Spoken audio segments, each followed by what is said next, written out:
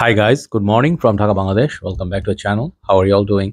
Today I'm doing two episodes. The first one already is done. Second one is this list. Okay, and in this particular list, I am going to show you about 12 fragrances from my list, from my collection. From my collection, which I feel deserve a little bit more love, a little bit more recognition. Frankly speaking, let's say you are that guy, you are just tired of mindless this flankers after flankers, just like Bvlgari man, new flanker, or I don't know, man. There's so many bad boy flanker, phantom flanker, Lamal flanker. If you're getting tired of all those, yeah, there are some flankers here, but there's some good fragrances here. That's what I'm trying to say. 12 fragrances, a little bit flying under the radar. Some of them are discontinued, some of them are available, some of them are rare, but I would say some of these are really, really, really nice. To each his own, like the taste wise, but I would say this 12 fragrances, if you see somewhere, some of them are very available, some of them very like available and affordable too. Like the first one, number 12, I'm going to start with Bentley For Men Azure. This one nobody mentions. Sorry, by the way. Time is around 12:45. Now the weekend starts, Friday. It's a little cold out there, but winter is really, really nice. So this one is said to have a pineapple accord, which I never ever got. What I get was like a mandarin kumquat, kind of like an orangey, kind of like a violet leaf, like watery accord, very ozonic smell. It goes like a younger brother of L'Homme Libre for me, in terms of smell, more playful, more citrusy, and more summer spring like. Really good longevity for a freshie. This fragrance, it's just so nice, like people don't mention these. If you really want to try something a little bit different than your typical freshies like Chrome or Nautica Voyage or Versace Purum, this is something you can look at. Bentley For Men Azure or Azure, very, very nice perfume, and very underrated too. That's number 12. Number 11, we're gonna go with a fragrance I always show you. This one, for me, in my book, it's like really, really a gem.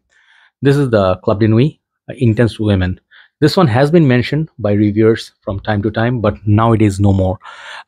This one has a little bit of a factory. I think when they made this little bit of a defect, the cap is like not straight. It doesn't sit straight. It's like, like the neck is kind of like crooked, right? So I hate that actually. So because I'm OCD about these things.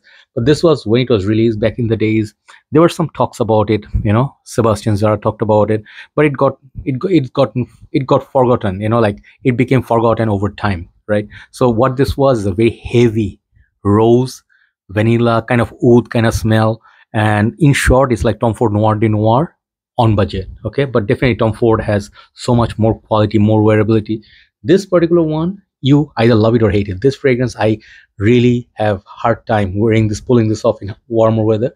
This is something that you wear when you wear Black Orchid, Noir de Noir, that kind of a thing. Some people I gave Decant of this stuff, they literally became sick.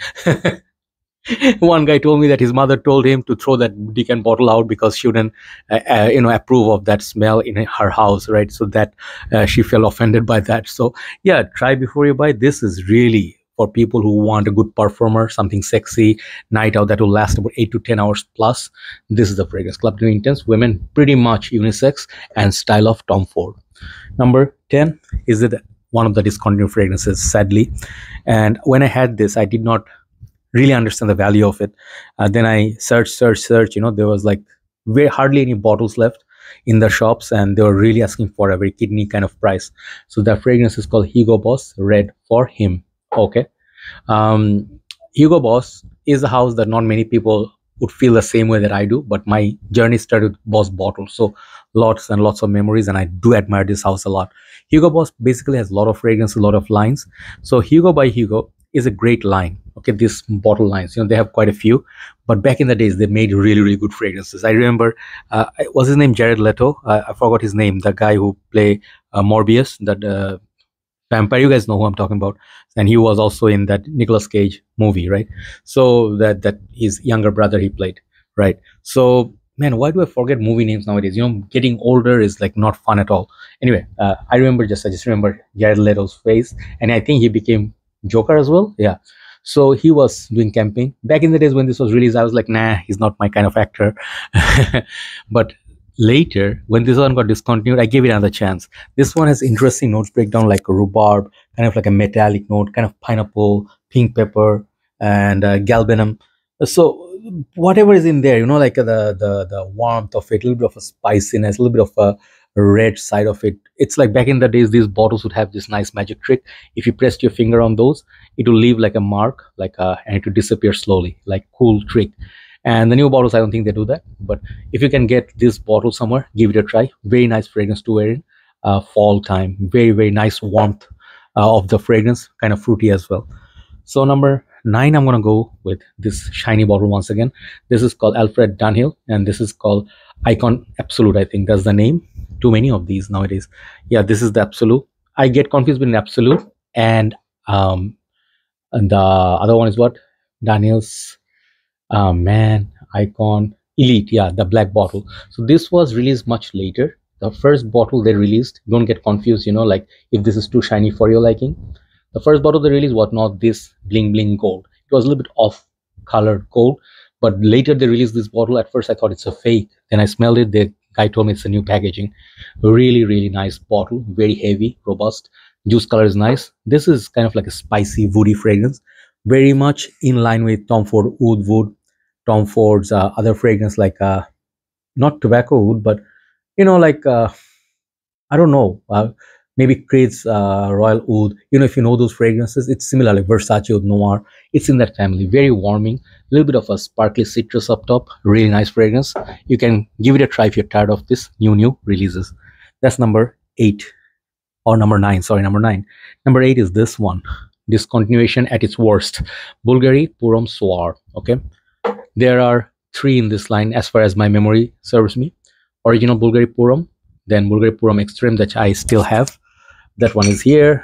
That's here. So this is the Extreme, which I also love. This is just a man. These caps are dodgy, so I'm always scared because sometimes I picked up, the cap came off, and I almost dropped the bottle. Anyway, so my favorite version of all 3 is this one, Soir. A little bit dark. It reminds me of Bvlgari's black. You know, that with the hockey puck and then the rubbery leather. Really nice fragrance that smells like midnight in Paris. So the rubbery quality is in here. A little bit of a tea, amber. And I think not much else going on, but it's like a kind of darker take on that tea. It's like a Darjeeling tea, right? Very soothing, very long lasting, and on a rainy day, you know, on a damp day, man, this is such a beautiful fragrance to wear. Even in the summer, you can wear it. It reminds me of another Bvlgari fragrance called Bvlgari's Man, which also has the tea note. They're famous for the tea note. This one, definitely try it if you like the note of tea. Okay, Bvlgari Purom Soir. Number 7. Yeah, after a long time introducing this again. Salvatore Ferragamo Uomo Signature. So this is the old style bottle, I think, or maybe just non-tester version. I have another version which has this new one. This built-in atomizer is gone, and I think there's like a small, normal-looking atomizer. That's a new version. This one I have about 5 ml or something left. This is a very sweet perfume, very sweet, chocolatey, coffee, leather, and I don't know. It's just the sweetness is just a little bit bitter. So it is giving you that cacao, at the same time giving that coffee, and the leather combination is just so good. It's like dark, it's sweet, it's sexy, very long lasting for cold nights out. This is a fragrance you can re-look. Okay, I mean, if you're tired of this new expensive fragrances, it reminds me of Invictus Victory, some of the other fragrance, original Salvatore Ferragamo, which has the tiramisu note, but this is a little bit more sophisticated. Okay, so definitely check it out. Salvatore Ferragamo Uomo Signature. Number 6. I think this was done by one of the perfumers from Dior. Man, who was it? Anyway, I forgot, but this is from Kenzo, Lost Gem, Kenzo Homme Sport. From this line, I reviewed everything. I'm very proud of that. I think not Alberto Morias who made this. Who was in-house perfumer for Dior? Man, Kenzo. Sorry, I'm just trying to find the name. And I think I'm gonna look silly when I say the name. Yeah, Francois Dimashi. I'm so sorry. What's happening to my memory? Fading very quickly. So he made this. Okay.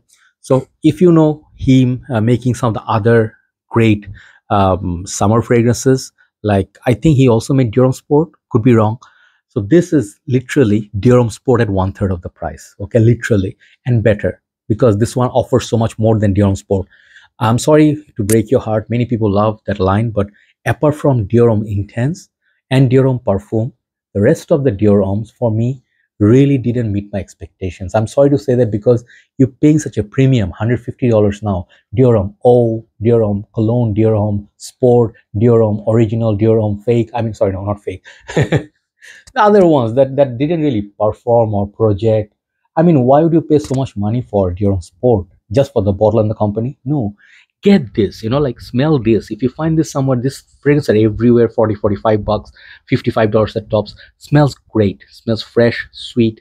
And this perfume has, like, I think a little bit of a spicy kick to it as well. Like, there's a mint, grapefruit and lemon up top, and then there's some spices, ginger, and the base is like a cedar and vetiver. Very, very great fragrance, has a lot of depth. If you're just taking a like a swim in the lake, I would say this is a great fragrance after that. Okay, that's number 6. Now, top 5, big guns. Number 5 is a discontinued gem, Liege, not Liege. This is Lancete de Guerlain Pour Homme EDT. There's also extreme version. There's also for women, and the new versions which do not come with these bottles. Okay, these are like long lost gems. So many people knock me for me to sell these for $200, $300. I'm like, nope, not gonna do it, because I love this. Okay, when you talk about Dior Homme versus Lancete de Guerlain, this is the more sophisticated grown-up brother of Dior Homme.